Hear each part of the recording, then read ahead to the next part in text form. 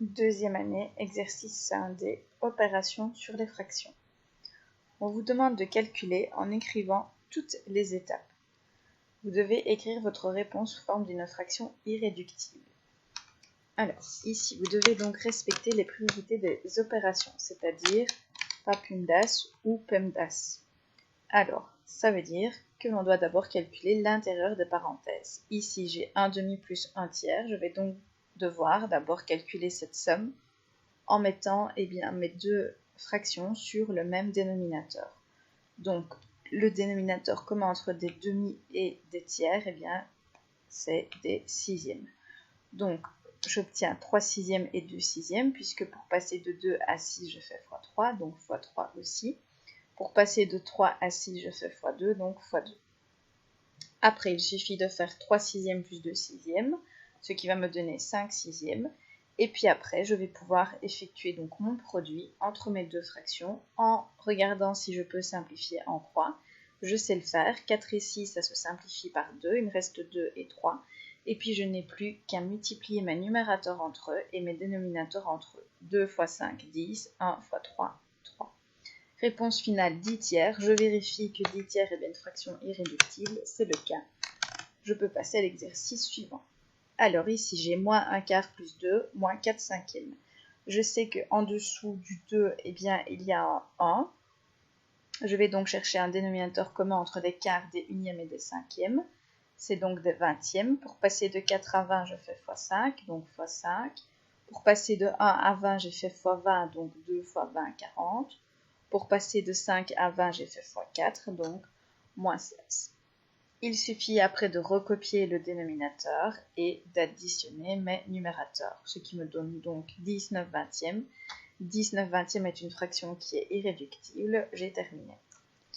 Ici, on calcule 1 quart plus 2 moins 4 tiers. En dessous du 2, il y a un 1. On trouve le dénominateur commun, c'est-à-dire des douzièmes, entre des quarts, des unièmes et des tiers. Je mets donc tout sur des douzièmes. J'additionne mes fractions. J'obtiens donc 11 douzièmes. Et 11 douzièmes, c'est une fraction qui est irréductible. Ici, je vais donc devoir multiplier mes fractions. Pour les multiplier, je vais d'abord regarder si je ne peux pas les simplifier. 3 et 9, je peux simplifier par 3. Après, je vais faire 2 fois 3, ce qui va me faire 6 fois moins 4, moins 24. 1 fois moins 7 fois moins 5, 35. Et moins 24 35e, c'est une fraction qui est irréductible. Ici, même chose, je vais devoir donc d'abord calculer l'intérieur de mes parenthèses. J'ai 1/2 moins 1 tiers.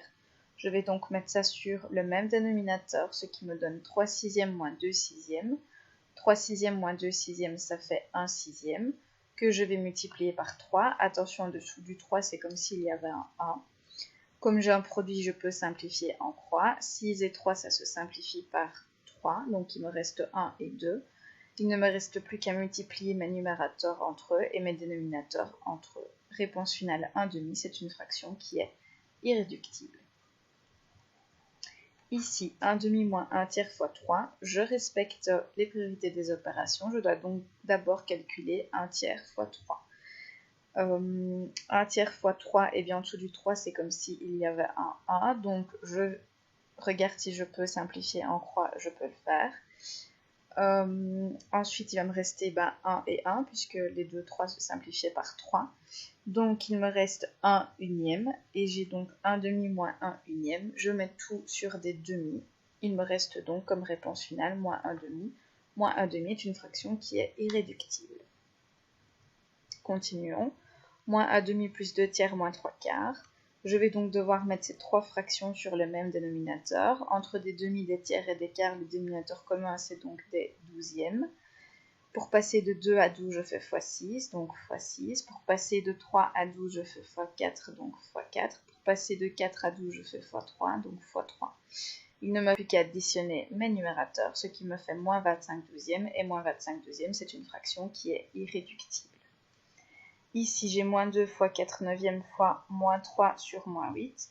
Alors, je vais simplifier ici le 4 avec le moins 4 par 4. Il va me rester 1 et... Non, je commence d'abord par simplifier moins 2 avec le moins 8. Donc moins 2 et moins 8, je peux simplifier ça par 2. Ici, il va me rester 1 et là-bas 4. Et puis ici, je simplifie donc le 4 avec le 4. Alors ici, j'ai moins 3 et 9. Je peux également les simplifier. Et puis, il ne me reste plus bien qu'à multiplier tous mes numérateurs entre eux et mes dénominateurs entre eux. Réponse finale, moins 1 tiers, c'est bien une fraction qui est irréductible. Alors ici, moins 8 cinquièmes, moins 1 tiers. Je vais donc mettre ces deux fractions sur le même dénominateur, c'est-à-dire des quinzièmes. Pour passer de 5 à 15, on fait x3, donc x3. Pour passer de 3 à 15, on fait x5, donc x5. Moins 24 moins 5, moins 29 quinzièmes, fraction qui est donc irréductible. Ici, j'ai moins 3 septièmes fois moins 35 neuvièmes. Je simplifie le 3 avec le 9, il me reste 1 et 3. Je simplifie le moins 35 et le 7 par 7. Il me reste moins 5 et 1. Et donc, il me reste à multiplier mes numérateurs entre eux et mes dénominateurs entre eux. Réponse finale 5 tiers, qui est donc une fraction irréductible. Alors ici, moins 1 demi plus 3 septièmes. On va tout mettre sur des quatorzièmes. Pour passer de 2 à 14, on fait x7, donc x7. Pour passer de 7 à 14, on fait x2, donc x2. Moins 7 plus 6, moins 1 quatorzième. Alors ici, moins 3 quarts fois moins 2 neuvièmes, on simplifie moins 3 et 9 par 3. Il reste donc moins 1 et 3, et moins 2 et 4, on simplifie par 2, il reste donc moins 1 et 2. On multiplie les numérateurs entre eux, les dénominateurs entre eux, il me reste donc 1 sixième. 1 sixième, c'est une fraction qui est donc irréductible. Alors, on a une citerne de mazout qui a une capacité totale de 4000 litres. Actuellement, elle est remplie au 3 cinquièmes. Je vous demande de déterminer le pourcentage de remplissage de cette cuve après une livraison supplémentaire de 1500 litres. On sait donc que 3 cinquièmes représente la part remplie de ma citerne. Donc, je vais chercher quelle quantité cela représente en litres. Je vais donc calculer 3 cinquièmes de 4000 litres, puisque c'est ma capacité totale. Alors, pour ce faire, je vais faire 4000 divisé par 5 fois 3, ce qui va me donner 2400. 2400 quoi? Litres. Donc, actuellement, ma citerne, elle est remplie avec 2400 litres. Je vais donc lui ajouter 1500 litres, ce qui va donc me donner 3900 litres. Donc, pour pouvoir trouver le pourcentage que représente 3900 litres, c'est 3900 litres sur un total de 4000 litres. Donc, je vais effectuer le rapport entre ces deux quantités, 3900 sur 4000. Je vais donc ici déjà simplifier mes zéros. Et puis, je vais tout simplement diviser par 4 pour obtenir ça sur des centièmes. Et donc, 390 divisé par 4, ça donnera 97,5 donc sur 100, ce qui donne donc 97,5%. Alors, Eddie adore le cocktail de fruits Bora Bora que prépare sa tante. On sait que ce cocktail est composé d'un demi de jus d'ananas, un tiers de jus de fruits de la passion, un dixième de jus de citron, et que le reste représente de la grenadine.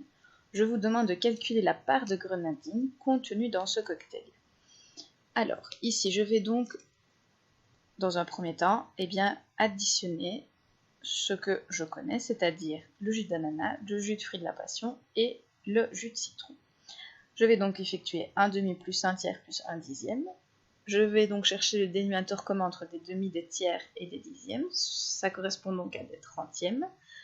Donc je mets tout sur des trentièmes et j'obtiens donc un résultat qui est de 28 trentièmes. Ce qui veut donc dire ici que mon cocktail représente 28 trentièmes sans ma part de grenadine. Alors, je sais que la totalité de mon cocktail représente en fait une unité. Cette unité, si je veux la transformer en des trentièmes, c'est 30 trentièmes. Donc, pour pouvoir obtenir la quantité de ma grenadine, il suffit de faire 30 trentièmes, auquel je vais retirer la somme de mon jus d'ananas, de mon jus de fruits de la passion et de mon jus de citron, qui est ici, donc 28 trentièmes. Ça va donc me donner 2 trentièmes que je simplifie, bien évidemment. Ça donne donc un quinzième. Ainsi, ma grenadine représente un 15e dans mon cocktail. Alors, pour transporter un groupe d'élèves, un autocariste met 3 quarts à disposition. Un tiers des élèves monte dans le premier autocar, ce qui veut dire donc que dans mon premier quart, j'ai un tiers des élèves. La moitié des élèves restants s'installent dans le deuxième autocar. Alors, les élèves restants, ça représente quoi? Bien 2 tiers, puisque j'en ai déjà pris un tiers sur mon total. Et mon total, c'est une unité, donc 3 tiers en fait. Et je dois donc prendre la moitié de 2 tiers. La moitié de 2 tiers, c'est prendre 2 tiers que je vais diviser par 2. Le fait de faire diviser par 2, c'est comme si j'avais 2 unièmes. Mais quand on divise par une fraction, on doit multiplier par la fraction inversée. Donc, je vais faire 2 tiers fois 1 demi, ce qui va me donner 1 tiers. Ce qui veut donc dire que dans mon deuxième quart, j'ai donc un tiers des élèves. Et les derniers prennent la place dans le troisième autocar. Qu'est-ce qui me reste dans mon dernier autocar? Eh bien, la totalité qui est donc 1, auquel je vais retirer les élèves qui sont allés dans le premier autocar, donc un tiers, auquel je vais retirer également les élèves du deuxième quart, donc un tiers. Je mets tout sur des tiers, ça va donc me donner un reste de 1 tiers. Donc ça veut dire que dans chaque autocar, eh bien, il y a eu un tiers des élèves. Alors, 60 candidats participent à un jeu télévisé. À la fin de la première émission, un quart des candidats seront éliminés. À l'issue de la deuxième émission, 3/5 de ceux qui restent seront éliminés. Je vous demande de calculer le nombre de candidats qui participeront à la troisième émission, l'émission donc finale. Alors, je sais que je pars avec 60 candidats. Je sais qu'à la fin de la première émission, un quart des candidats seront éliminés. Je vais donc calculer un quart de 60. Un quart de 60, ça représente donc 15. Ce qui veut dire que je vais avoir 15 éliminés, mais il va me rester 45 personnes, 45 candidats. À l'issue de la deuxième émission, 3/5 de ceux qui restent seront éliminés. Il m'en reste combien? 45. Donc là, je vais calculer 3/5 de 45 candidats, puisqu'il m'en reste plus que 45. Donc, ça veut dire que j'ai 27 personnes qui vont être éliminées. Ce qui veut dire qu'il va me rester 18 candidats. Et donc, pour participer à la finale, il y aura 18 candidats. Alors, Jean-Marc participe à un triathlon, qui est donc une épreuve sportive qui enchaîne 3 disciplines. Un tiers de la distance s'effectue à la nage, 7/10 à vélo et le reste en courant. Calcule la fraction de la distance totale qui est parcourue en courant. Alors, c'est le même principe que pour le cocktail de tout à l'heure. C'est-à-dire que je vais additionner la distance à la nage, la distance en vélo, c'est-à-dire 1 tiers plus 7/10, je mets ça sur des 30e, il me reste donc 22 30e. Et puis, je vais me dire que mon triathlon correspond en fait à une unité. Donc ici, étant donné que j'ai une fraction en 30e, une unité, je vais mettre ça en 30e aussi, ça veut dire 30 30e. Auquel je vais venir retirer la somme de la natation et du vélo, donc 22 30e, ce qui me donne 8 30e, et donc je simplifie, 4 15e, et 4 15e correspondent donc à quoi? Au reste, c'est-à-dire ce que Jean-Marc a dû faire en courant. Donc la distance qui est parcourue en courant est de 4 15e. Alors, une famille commande 2 pizzas de taille identique, une margarita et une aux champignons. Le père mange 2 tiers de la margarita et la fille en mange 1/6. La mère mange 1/2 de celle aux champignons et le fils en mange 3/8. Il regroupe les morceaux restants des 2 pizzas pour les mettre au frigo. Détermine si au total il reste plus d'une demi-pizza. Alors, comment va-t-on procéder? Concernant la margarita, on sait que le tout c'est une unité. Le père en mange 2 tiers et la fille en mange 1/6. On va donc tout mettre sur des 6e, ce qui correspond donc à un reste de 1/6. Ce qui veut donc dire qu'il me reste 1/6 de ma pizza margarita. Je procède de la même façon pour celle aux champignons. Celle aux champignons, la mère en mange 1/2. Je sais que toute la pizza représente une unité, auquel je retire 1/2, donc la part de la mère, et auquel je vais retirer la part du fils, qui lui en a mangé 3/8. Je mets tout ici sur des 8e, puisque j'ai des demi et des 8e. Il va donc me rester 1/8 de la pizza champignon. La question était la suivante. Détermine si au total il reste plus d'une demi-pizza. Je sais qu'ici avec la margarita il me reste un 6e et avec celle aux champignons il me reste un 8e. Je vais donc calculer ici la somme des deux parts restantes, celle donc à la margarita et celle aux champignons. J'ai des 6e et des 8e, je vais donc tout mettre sur des 24e, ce qui représente donc 7 24e. On me demandait s'il me restait plus d'une demi-pizza. Ici, il me reste 7 24e. Mais si il me restait plus d'une demi-pizza, il faudrait obtenir ici une fraction qui soit égale ou supérieure à 12 24e. Or, ce n'est pas le cas. Ici, j'ai 7 24e, donc c'est mort, il ne reste pas une demi-pizza. Alors ici, au basketball, Luc a marqué 90 lancers francs sur 120 tentatives, alors que Nikos en a réussi 64 sur 80. Le meilleur marqueur est celui qui a le taux de réussite le plus élevé. Luc en a donc effectué 90 sur 120. Nikos 64 sur 80. Je vais donc simplifier ces deux fractions en essayant de les simplifier intelligemment, c'est-à-dire en trouvant un dénominateur commun, c'est-à-dire des 40e. Je constate donc qu'ici, Luc en a 30 sur 40, alors que Nikos en a 32 sur 40. C'est pour ça que Nikos est le meilleur, parce que 32 40e est une fraction qui est donc plus grande que 30 40e. On continue. Un panier de pique-nique contient des sandwichs emballés. 4 sont garnis au crabe, 5 au poulet et 6 au fromage. Ce qui me fait donc une quantité de 15 sandwichs dans mon panier. On nous demande la fréquence, donc la chance, d'obtenir un sandwich au poulet. Combien de sandwichs est-ce que j'ai dans mon panier au poulet? J'en ai 5. 5 sur combien de sandwichs? 15. Ce qui veut dire que j'ai 5 chances sur 15 d'obtenir un sandwich au poulet. 5 sur 15, je simplifie, ça fait donc un tiers. Ensuite, Pierre a 2 chances sur 5 d'obtenir un sandwich au goût qu'il préfère. Donc lui, il a 2 chances sur 5.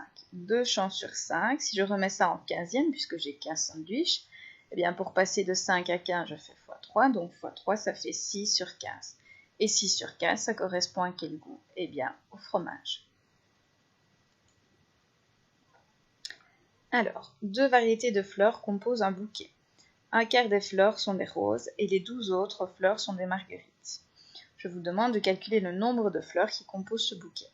Nous avons fait un exercice de ce genre avec des pralines dans un autre chapitre, celui sur les fractions. Alors, ici, je sais donc que les roses représentent donc un quart. Et les marguerites, elles, je sais que j'en ai 12. 12. Alors, je vais essayer de chercher ce que ça représente en fractions. Je sais que mon bouquet, au total, représente une unité. Comme ici, j'ai des quarts, je vais mettre mon unité sur des quarts, c'est-à-dire 4 quarts, auxquels je vais retirer les roses. Donc, 4 quarts moins 1 quart, ça veut dire 3 quarts. Donc, 3 quarts représentent en fait 12 marguerites. Donc, 3 quarts de fleurs représentent 12 marguerites. Donc, je vais chercher ce que représente un quart. Donc, je vais donc effectuer le calcul suivant. 3 quarts divisé par 3 pour obtenir un quart. Et donc, même chose de l'autre côté. 12 divisé par 3, ça fait donc 4. Ce qui veut dire que ici, mes roses, c'est-à-dire un quart, représente en fait 4 roses. Donc, au total, combien est-ce que j'ai de fleurs? J'en ai 12 marguerites. Et 4 roses. Donc au total, j'ai 16 fleurs. Alors ici, entoure chaque fois le second membre qui convient pour avoir une égalité. J'ai 58 moins 5 fois 4. Alors, je respecte les priorités des opérations. Donc je vais d'abord effectuer 5 fois 4. Donc la bonne proposition, c'est 58 moins 20. Ici, j'ai 9 divisé par 3 quarts. Mais on sait que quand on divise par une fraction, on doit multiplier par son inverse. Donc, en fait, je vais avoir 9 fois l'inverse de 3 quarts, donc 4 tiers. Ici, je vais simplifier. Et en simplifiant, j'obtiendrai un reste qui est donc égal à 12. Ici, j'ai 18 divisé par 3 fois 2. Je sais que quand j'ai 1 fois et 1 divisé, je dois tout simplement suivre l'ordre de mon calcul. Je vais donc d'abord faire 18 divisé par 3, ce qui fait 6. Et puis je vais multiplier par 2. Donc, bonne proposition, c'est 6 fois 2. Une tempête s'est abattue sur la forêt et 25% des arbres ont été déracinés. En 2 mois, les bûcherons ont emporté 1/5 des arbres déracinés à la scierie. Avant la tempête, il y avait 10 000 arbres dans cette forêt. Combien d'arbres déracinés les bûcherons doivent-ils encore emporter? Jean a résolu le problème et a trouvé 32 000 arbres. Justifie sans calculer pourquoi cette réponse est fausse. Eh bien, tout simplement parce que le nombre d'arbres est plus grand que le nombre d'arbres au départ. Au départ, j'en ai 10 000 et lui, il trouve 32 000, ce qui est absurde. Alors, voici la résolution de Jean. On a le nombre d'arbres déracinés, donc il prend 10 000, qu'il va multiplier par 125e. Il va donc obtenir 40 000. Il a donc, après calculé le nombre d'arbres emportés à la scierie, c'est-à-dire 40 000 fois 1/5, il obtient donc 8 000. Et puis, le nombre d'arbres qui reste encore à emporter, eh bien, il a fait 40 000 moins 8 000, et donc il a trouvé 32 000. On vous dit, entoure dans la résolution de Jean l'étape dans laquelle l'erreur a été commise. Résout correctement ce problème. Eh bien, l'erreur, elle est ici, parce qu'il a multiplié par 125e. Mais ce n'est pas par 125e, mais c'est plutôt par 25 centièmes, ce qui change tout.